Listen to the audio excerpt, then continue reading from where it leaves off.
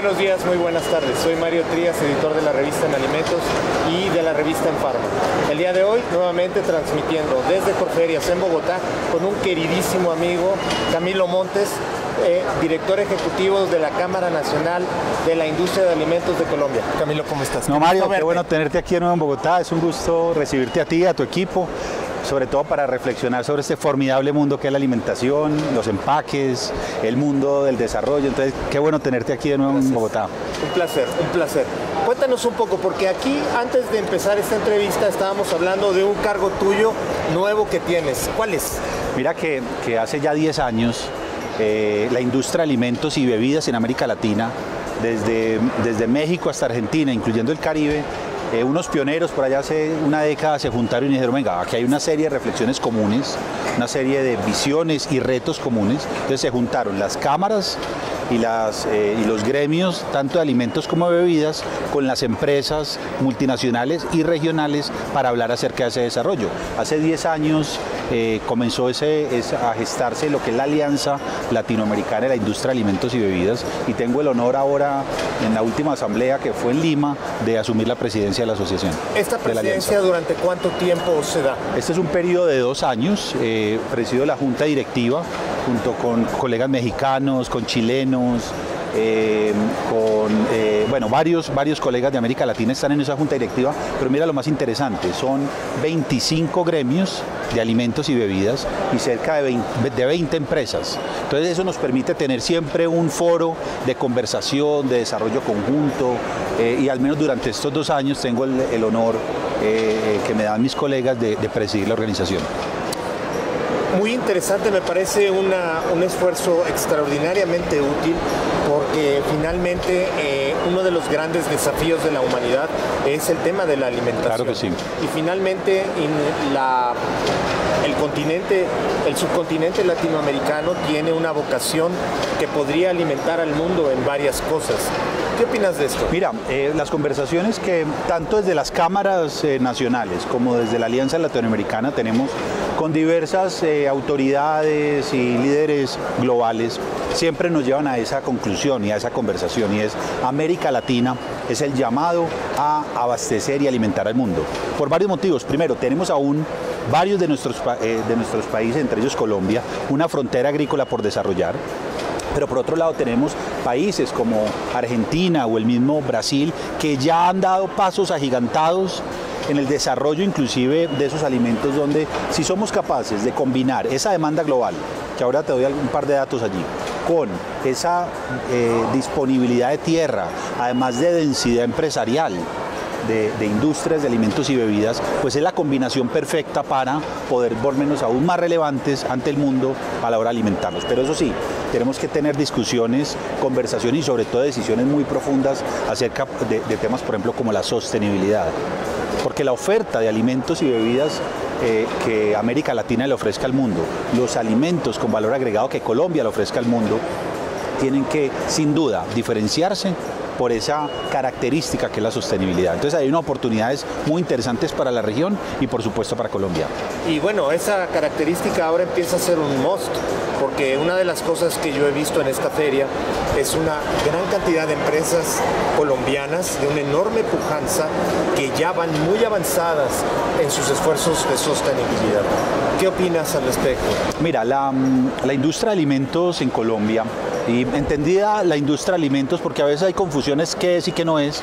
A mí me gusta acotar la industria de alimentos como aquella industria que hace parte de la manufactura, que compra unas materias primas de origen agrícola, pecuario, de envases y empaques, como estamos viendo en esta feria, les da valor agregado, las transforma, soportadas en una realidad que es la ciencia y la tecnología.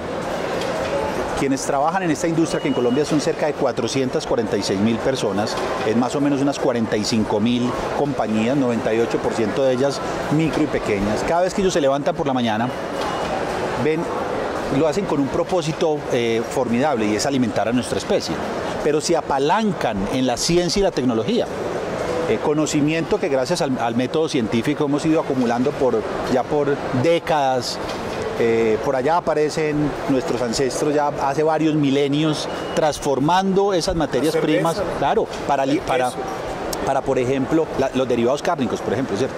Para poderlo almacenar, Pues eso nos fue llevando a lo que hoy es una complejísima industria manufacturera que, insisto, soportada en la ciencia y la tecnología, tiene un propósito formidable que es alimentar a nuestra especie. Y ahí es donde América Latina y países como Colombia pues tienen una oportunidad monumental. Pero claro, el tema de sostenibilidad. Hace, no sé, una década, cuando se hablaba de sostenibilidad, inclusive tenía básicamente como esa dimensión del respeto por las reglas de juego ambientales. Pero hoy el concepto de sostenibilidad va más allá de lo ambiental, incluye elementos como lo social, por ejemplo, sin olvidar que tiene que haber unos modelos de negocio que sean viables. Entonces, hoy la sostenibilidad es la combinación en las empresas, en la industria de alimentos, de capacidades en el reto ambiental, capacidades en el reto social y, por supuesto, haciendo viables esos modelos de negocio. Y hablas de un par de cosas muy interesantes. La herencia empresarial de Colombia es muy fuerte y yo veo que esta comprensión del medio ambiente va atado de un enorme tesoro. Vamos a empezar primero. Tienen una enorme variabilidad genética en este país. Por otro lado, esta industria es, creo que la quinta en el país, y esos 400 y tantos mil empleos creo que tienen una relación 7-1. Ya te explico, sí, esos números. Entonces, estas dos partes, tienes una enorme fuerza laboral muy estructurada y por otro lado tienes un tesoro. ¿Cómo combinar ambos? Mira, la quinta parte de toda la producción manufacturera de Colombia es la industria de alimentos. Eso hoy se traduce en que cerca de 45.000 empresas hacen esa tarea de producir alimentos con valor agregado. Pero ojo a estos datos, el 98% de esas 45.000 son micro y pequeñas empresas. O sea, son empresas familiares, la mayoría de ellas, o donde un emprendedor o una emprendedora con todo su talento, con su tesón, pero también con sus retos y dificultades, quiere alimentar a nuestra especie en medio de este ecosistema empresarial. Hacerlo en un país como Colombia, donde tenemos, después de Brasil, la segunda mayor biodiversidad del mundo, donde inclusive tenemos disponibilidad aún de tierra. Colombia tiene cerca de 40 millones de hectáreas disponibles para la producción de alimentos, de los cuales solamente utiliza 7,5 millones. Donde tenemos, como te contaba ahora, cerca de 45.000 empresas de la industria de alimentos desplegadas en todo este territorio nacional que es gigantesco. En medio, insisto, de una profunda biodiversidad, ahí hay una gran oportunidad. Mira que ahora que tuvimos la oportunidad de estar en Anuga, la gran feria mundial de alimentos, aparecían siempre en esas conversaciones de pasillo, inclusive en la oferta de las industrias de alimentos, las nuevas experiencias sensoriales. Y es donde la biodiversidad latinoamericana, y en particular la biodiversidad colombiana, pues si somos capaces de conectar la producción sostenible de esas materias primas, incorporando a las comunidades, en el caso de Colombia, a las comunidades que han estado históricamente excluidas de circuitos económicos por el conflicto, si somos capaces de coger esas materias primas y gracias a esa gran industria en términos de tamaño, pues del número de empresas y su aporte al PIB, darle valor agregado, soportado en la ciencia y la tecnología, entregando esas experiencias sensoriales, esas características sociales de la producción, pues ahí tenemos una oportunidad monumental que el mundo está necesitando, el mundo está queriendo. El mundo quiere, insisto, nuevas experiencias, saber de dónde vienen y para dónde van los alimentos. Más ágiles. Exactamente. Más creativas, más eficientes. Pero aquí me da algo que me parece muy interesante explorar. De estas 45.000 empresas, en los próximos años, ¿cómo están trabajando ustedes como empresarios para lograr ver los nuevos Alpina, los nuevos Colombina, esta enorme pujanza? Porque de ahí pueden salir y esta riqueza de materias primas nos puede dar ese empuje para que tengan la materia prima para catapultarlos. Ese es muy buen punto. Mira, ahora la última semana de septiembre hicimos en Medellín el cuarto Congreso de Agroindustria de la ANDI, de la Asociación Nacional de Empresarios de Colombia. Y básicamente quisimos resolver esa pregunta, y es ¿qué tiene que hacer Colombia para volverse un país relevante en la producción de alimentos, en general de productos agroindustriales, pero en particular de alimentos para el mundo? Y aparece primero esa realidad, y es que hay una serie de compañías y sus marcas de origen colombiano que tienen ya un espacio y un reconocimiento en los mercados nacionales, regionales y globales. Pero por otro lado, inclusive aparecen diversidad de compañías de origen extranjero, multinacionales, que instalados en Colombia están haciendo sus desarrollos para alimentar a Colombia y al mundo. Mira este dato, en Colombia exportamos a cerca de 140 países del mundo alimentos con valor agregado. Entonces, en ese congreso, que fueron 2 días formidables de interacción, de reflexiones, de preguntas muy precisas y respuestas muy sinceras, encontramos que para poder volvernos un país relevante y hacer ese desarrollo empresarial que tú estabas anotando, el foco que tenemos que tener es la demanda. Entender a profundidad, Mario, al consumidor. Hoy hablamos que el mundo sufre de hambre, pues listo, ¿cuáles son los alimentos que el mundo requiere? ¿Cuáles son las cantidades? ¿Cuáles son las características nutricionales? ¿Cuáles son esas, inclusive, atributos de conveniencia que ese alimento tiene que tener? Entonces, el primer gran foco, y es inclusive la invitación que le hacemos a las empresas, y lo trabajamos por supuesto desde la Asociación Nacional de Empresarios, desde la ANDI, es conocer a profundidad a ese consumidor, tanto el local como el global. Es que la misma FAO y el Sistema de Naciones Unidas dice que al 2050 vamos a pasar de 8.000 millones de habitantes más o menos que somos hoy a 9.750, casi 10.000 millones de habitantes. Nuestra generación, los que estamos vivos en este momento, los que están viendo este video, tenemos ese gran reto de dar el mayor salto cuántico en número de personas. Pero por otro lado, la misma FAO y el Banco Mundial indican que la demanda, la presión sobre los alimentos y en particular sobre los procesos agropecuarios, la demanda va a incrementar en un 70%. Entonces ahí, Mario, es donde, es un salto. Claro, ahí, Mario, es donde tenemos mucha más gente, una mayor presión sobre los recursos, donde la industria latinoamericana y en particular la industria de alimentos en Colombia tiene que entender ese reto para volver a una oportunidad y por supuesto a partir de allí desarrollar buenos modelos de negocio. Fíjate que una de las cosas que a mí me ha sorprendido mucho en las conversaciones que he tenido con varias empresas líderes acá en Colombia en este viaje, es que yo veo que ustedes sí están trabajando muy bien el modelo de 3 propelas: Estado, industria, academia. Porque y academia tecnología, porque es parte de ese salto cuántico. Después de entender el consumidor, va a ser necesario el uso de la tecnología actual y la que desarrollemos para lograr obtener mayor disponibilidad.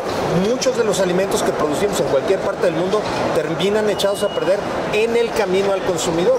Sí, mira que dentro de esas conclusiones del Congreso de Agroindustria al que me refería, pues el foco en la demanda, pero nos tiene que llevar a trabajar al menos 7 dimensiones más. Una de ellas, la modernización tecnológica, a mí me gusta llamarlo el salto tecnológico, y tiene mucha relación con lo que estás diciendo, Mario. Mira, en los últimos 10 años se han publicado cerca de 5.000 papers en el mundo que a través de ese método científico, en papers relevantes y todo lo demás, cerca de 5.000 artículos científicos donde los investigadores hablan de la relación que hay de 11 familias tecnológicas: inteligencia artificial, big data y analítica, impresión 3D, nutracéutica, agricultura molecular, bueno, son robótica, nanotecnología, biotecnología, son 11 familias tecnológicas, 5.000 papers que hablan del uso de esas tecnologías en alguno de todos los procesos de la industria de alimentos, desde la producción de materias primas, la transformación, la comercialización,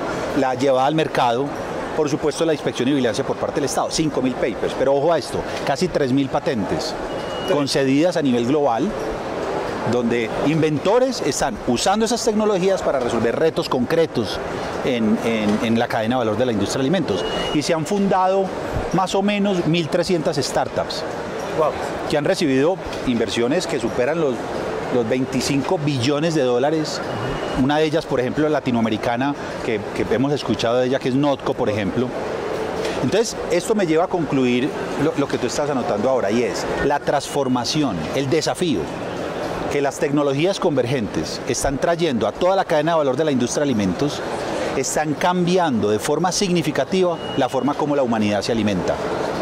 Y es ahí donde tenemos que entender, de la mano de las universidades, de los investigadores, pero también de las startups, de los emprendedores, ese reto de conectar el conocimiento el talento emprendedor, con esas capacidades de la industria para que efectivamente eso que el mundo denomina la cuarta revolución industrial se vuelve una realidad para las empresas latinoamericanas, porque siempre hemos visto esas revoluciones por allá muy lejanas, como si no hicieran parte de nuestra realidad. Exactamente.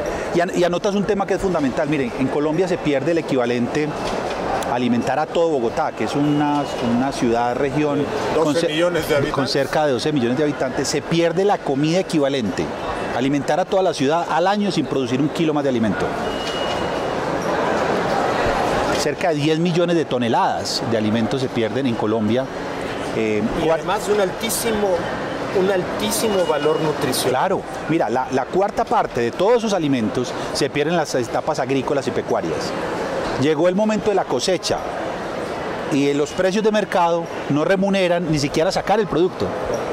40% ahí, 16% en las últimas etapas. Restaurantes, hoteles, casinos, hogares. Refrigerador. Lo que decían nuestros abuelos, se va a mercar con hambre y usted compra lo que no se va a comer. ¿Cierto? Entonces, ojo, en el primero y último eslabón se pierde, entre el primero y el último se pierde el 56% de la comida. Dice la FAO que a nivel global se pierde la tercera parte de toda la comida que se produce en el mundo. ¿Seríamos capaces, como seres humanos, como humanidad, superar el desafío del hambre? Fácilmente. Si nos enfocamos en temas como combatir la pérdida y desperdicio de alimentos, pero eso lo logramos si incorporamos el conocimiento y la tecnología, si promovemos el desarrollo empresarial y por supuesto si contamos con políticas públicas que animen que eso ocurra. Y de ahí lo que tú anotabas, la importancia de esa triple hélice. Estado, definiendo unas reglas de juego claras que anticipen inclusive asuntos como el desarrollo tecnológico. La universidad con sus investigadores, con sus docentes, con sus estudiantes animando la creación e incorporación de conocimiento y por supuesto las empresas de todos los tamaños, todas las edades, construyendo modelos de negocio que soportados en la sostenibilidad aprovechen esa... Y en la ciencia y tecnología, claro, como bien por supuesto, desarrollen modelos de negocio que hagan viable efectivamente superar desafíos como el hambre. Y fíjate que ahí pasa una cosa muy interesante. Yo lo que veo es que, por ejemplo, todo se resuelve conversando, porque yo veo tecnologías como la alta presión, como la liofilización, que serían capaces de darnos una mayor vida de ese alimento y poder obtener pedacitos como lo que ahora están haciendo con la leche de craquearla, sí, para obtener cosas que tengan aún mayor valor agregado. El problema, como bien lo apuntas, porque eso nos pasa en todos los países agrícolas, a veces el precio de mercado no justifica ni siquiera recolectarlo. Sí, pero si de ahí tomamos un pedacito puede ser de enorme valor, como la taurina, por ejemplo. No, es que mira que cuando un campesino, un productor agrícola y pecuario va a tomar la decisión de qué es lo que va a cultivar o cuáles son los animales que va a criar, la información con la que cuenta es muy precaria. Porque tenemos problemas de conectividad, porque hay unos retos gigantescos entre lo urbano y lo rural, porque los jóvenes abandonaron el campo. Entonces la información que tiene, sobre todo los más pequeños, es muy precaria a la hora de tomar decisiones. Entonces, ¿qué es lo que hace? Va a la plaza de mercado del pueblo y dice, oiga, ¿qué es lo que se está dando? Y si todos los campesinos de la zona se van con ese mismo dato, pues tiran el precio. Claro, todos se van a cultivar lo mismo. Claro. Y cuando termina el ciclo vegetativo, pues la oferta es monumental y ahí es donde los números no dan. ¿Te das cuenta? Claro. Entonces ahí es donde toda esta tecnología, analítica, Big Data, la anticipación, la inteligencia artificial, nos puede ayudar a que efectivamente ese campesino tome mejores decisiones. O por ejemplo, estás anotando pues toda esta capacidad de la biotecnología, la nanotecnología, inclusive la agricultura molecular, para desarrollar procesos más eficientes en términos de requerimientos de agua, claro, inclusive la fijación de productividad, claro, nitrógeno. Y ahí es donde esa tecnología, Mario, está disponible. Lo que tenemos que ser capaces es de propiciar los escenarios de encuentro para que más allá pues del cierre de negocios concretos, que es muy importante, sino la operación. Claro, entender en la práctica esa oportunidad donde están. Y eso me da pie para una reflexión inclusive. Mira que ahora hablamos además en general con mucho entusiasmo de todo el mundo sobre la alimentación basada en plantas, ¿cierto? Y cómo inclusive ciertos desarrollos en agricultura molecular, en fermentación y demás, permiten sustituir proteínas de origen animal por proteínas de origen vegetal. Hombre, hay una oportunidad gigantesca. Pero también el desarrollo de proteínas animales sin sufrimiento animal. Y la baja de metano a partir de ciertas cosas, claro, ciertos aditivos en el alimento del feed, claro, ¿no? Pero no podemos olvidar algo, y es que somos una sociedad que sufre de hambre, donde todos los alimentos, todos, deben tener un espacio para poder resolver esas necesidades nutricionales que tiene la humanidad. Entonces eso tampoco es acerca de satanizar ciertos alimentos o ciertos procesos en relación a otros. Tenemos que entender que por supuesto este desarrollo tiene que, soportado en la sostenibilidad, ser lo suficientemente armónico que permita evolucionar todos, que todas esas categorías se desarrollen. Sí, señor. Tocaste un tema que a mí particularmente me parece muy delicado en los próximos años, el abandono del campo. Eso va a ser un problema, porque nadie se quiere ensuciar las manos. Y la realidad es que los procesos de alimentos en su parte inicial en muchas ocasiones pasan por el lodo, ¿no? No, mira que somos una especie, los seres humanos, que nos encanta vivir pegados uno al otro. Y eso nos llevó, entre otras, y además por retos también de seguridad y del nivel de desarrollo en América Latina, donde nuestros ancestros migraron a las ciudades. Dependiendo del país que hablemos, pero entre el 50 y el 75% de la población vive en las ciudades o en las cabeceras municipales. Claro, eso implica que allá en esas 40 millones de hectáreas que te contaba ahora que tiene Colombia disponibles, espacios muy vacíos, espacios muy vacíos. Entonces, claro, ¿cómo hacemos para ser capaces de combinar ese reto de productividad en el campo, ¿cierto? Esa necesidad de producir allí alimentos y materias primas con la necesidad de volver a poblar para que alguien produzca? Claro. Yo creo que ahí aparece de nuevo la tecnología. ¿Por qué? Porque es que ese concepto donde mi abuelo se levantaba a las 4 de la mañana a ordeñar la vaca y todo el día jornaleaba y al sol y al agua y como tú decías, con un trabajo muy fuerte manual, sí.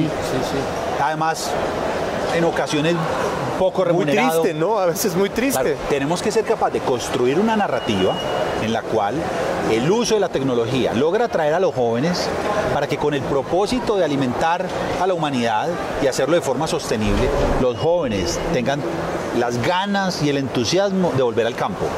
Ese retorno... Y que signifique una buena vida también, claro, para ellos. Eso te iba a decir, ese retorno no puede ser diciéndole, es que usted va a vivir como... Allá sufra usted y yo la paso bien. No. Tiene que ser en modelos donde regresan al campo a ser felices, a desarrollar su talento, a aportar su conocimiento. Y insisto, ahí es donde la tecnología ayuda como un berraco a estos temas. El uso de drones, por ejemplo.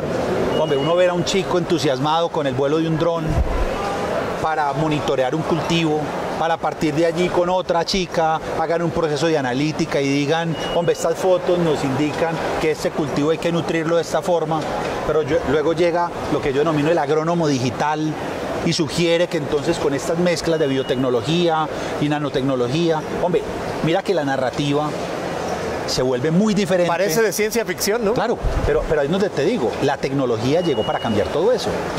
Llegó para que efectivamente en toda la cadena de valor, desde la materia prima en el campo, desde lo que ocurre en las plantas de producción, los procesos de comercialización, de rescate, de mercadeo. Hasta los desechos, claro, es una riqueza enorme, ¿no?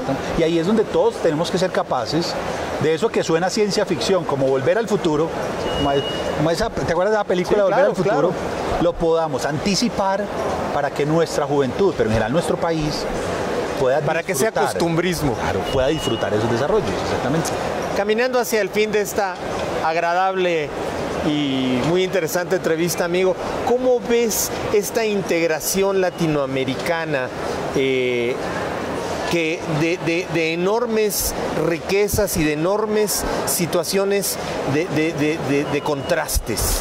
Mira, sin duda, tenemos que, como región, ser capaces de avanzar en entendernos como una región que se complementa, que en ocasiones compite, pero que en últimas es una única región. Mira, tuve el privilegio ahora en mayo de este año de acompañar a la vicepresidenta de Colombia en una visita al África. Estuvimos en varios países africanos. Y tú, pues uno dice, pero África, pues África es un continente, el único continente que aún tiene bono generacional, aún tiene más jóvenes y niños que gente adulta. Además que está creciendo, que ese mindset que uno tiene de un África todo pobre, todo desigual, bueno, obviamente desigual, pero también tiene la otra parte, claro, que tuviste, ¿no? Claro, y ahí es donde todos los países tienen, en todos esos países tienen oportunidades, las industrias de alimentos, entre otras, de abastecerlos. De Colombia exportamos de los 55 países del continente africano a 36 países. Entonces, en esa visita que hicimos, que estuvimos en Sudáfrica, Kenia y Etiopía, en general, claro, no faltaba más, hay grupos, pues, comunidades que son sus contrastes. Pero la mayoría de gente no entendía la diferencia de dónde quedaba Colombia versus México o Chile. Para todos ellos es una misma región. Claro. Y ahí es donde eso me llevó a la reflexión que tenemos que posicionarnos como región, identificar qué es lo que nos hace únicos, qué es lo que nos diferencia de lo que hacemos frente al mundo, e ir como región al mundo a ofrecer los alimentos y bebidas que ofrecemos. Y es donde, por ejemplo, tenemos retos gigantescos, como la armonización regulatoria. Hombre, es muy duro, muy difícil, que cada etiqueta de cada alimento es diferente para Colombia versus Perú versus Ecuador versus México. La propia receta de la compañía, este va para México, claro, este va para acá, es muy fácil el cruzamiento, es muy fácil. Y ahí es donde las economías de escala, sin olvidar nuestra identidad, porque es que ahí es donde tenemos que ser capaces de combinar estos dos retos, nos tiene que llevar desde la industria de alimentos y bebidas y, por supuesto, todos los aliados como los que producen envases, empaques, pero quienes comercializan los alimentos y demás, nos lleve a ese trabajo conjunto para diferenciar lo que somos y, por lo tanto, lo que le podemos ofrecer a la humanidad. Ahora, este proceso del que tú hablas es curioso porque la industria farmacéutica ha avanzado mucho en esto. Entonces, podemos como industria de alimentos seguir estas propias conversaciones que han abierto las propias entidades regulatorias para decir, bueno, ya vamos avanzados con buenas prácticas de manufactura farmacéutica, entrémosle a los de alimentos, claro, y démosle valor agregado. Inclusive con una arquitectura que ha construido la humanidad, que es el Códex Alimentarios. Deberíamos, en América Latina, en general, para darle mucho más bolas al Códex, ser más activos en el Códex, llevar allá inclusive nuestros intereses y nuestras propuestas soportadas en la ciencia, para que todo ese desarrollo de alimentos latinoamericanos pueda tener ese espacio en el estómago mundial. Claro. Pero tenemos que ser mucho más activos como América Latina en llevar allá nuestras visiones, pero luego inclusive traer esos acuerdos que hay del Códex para nuestro marco regulatorio regional. No, ahí hay oportunidades súper interesantes. Mi querido amigo, Mario, ¿algo más que nos quieras agregar? No, a ti muchas gracias por visitarnos de nuevo a Colombia. Tú sabes que aquí te estimamos, el trabajo que haces además muy relevante para Colombia y en general la industria latinoamericana. Y de nuevo, tenemos que entendernos como región para diferenciar nuestro portafolio y en últimas contribuir a ese reto formidable que es alimentar mejor a nuestra especie. Sigamos conversando, querido amigo. Creo que esto abre muchas oportunidades para todos y el comercio es en dos sentidos. Algo se puede llevar y algo se puede traer. Y esto nos estimula a todos para ser mejores y lograr ese mundo del que tú hablas. No, a ti, Mario, a ti muchas gracias, a tu equipo por estar aquí en Colombia y a todos los que nos siguen en este video. Pues es un gusto llegar a sus mentes y espero haber dejado algunas reflexiones interesantes. Nos vemos la próxima, claro, amigo. Sí. Gracias. Muy bien.